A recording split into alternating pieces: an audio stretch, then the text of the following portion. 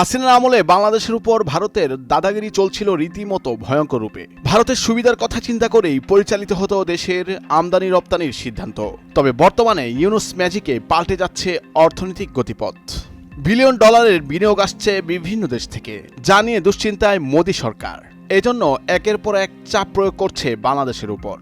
তবে এবার ইউনুস সরকারও উল্টো নিষেধাজ্ঞা দিচ্ছে প্রতিবেশী দেশটিকে। বন্ধ করে দেওয়া হচ্ছে হাসিনা আমলের সব সুযোগ সুবিধা। দেশের সব স্থলবন্দর দিয়ে সুতা আমদানি বন্ধ ঘোষণা করেছে জাতীয় রাজস্ব বোর্ড। তবে সমুদ্রপথ বা অন্য কোনো উপায়ে সুতা আমদানি চালু থাকবে। সাধারণ ফ্যানের দিন শেষ, আকিস ফ্যানে বাংলাদেশ। 15 এপ্রিল এক প্রজ্ঞাপনের মাধ্যমে এসব তথ্য জানা গেছে। 2024 সালের 27 আগস্ট জারি করা প্রজ্ঞাপন সংশোধন করে পুনরায় এই প্রজ্ঞাপন জারি করা হয়েছে।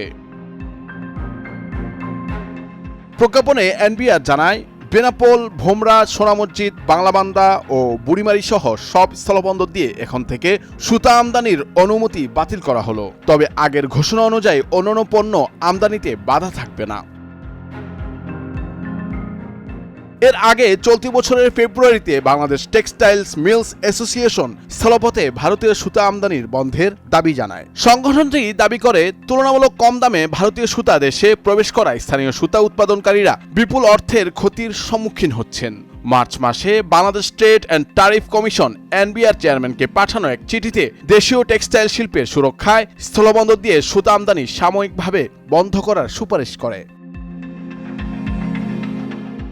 ট্যারিফ কমিশনের মতে, স্থলবন্দরগুলোতে আন্তর্জাতিক মান অনুযায়ী সুতা কাউন্ট নির্ধারণ ও পরীক্ষা করার জন্য পর্যাপ্ত অবকাঠামো এখনও গড়ে ওঠেনি। এই পরিস্থিতিতে সমুদ্র বন্দর দিয়ে সুতা আমদানির সুযোগ রাখার পরামর্শ দেয়া হয়।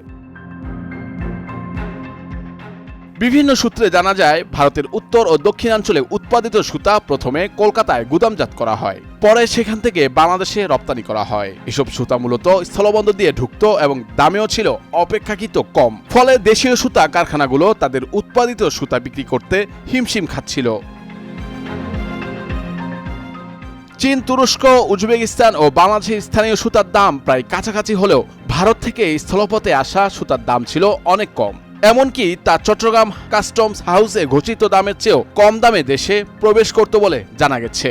তা একমাত্র সম্ভব হয়েছিল শেখ হাসিনার কারণেই। নুরুল আফসার, নয়াদিগন্ত।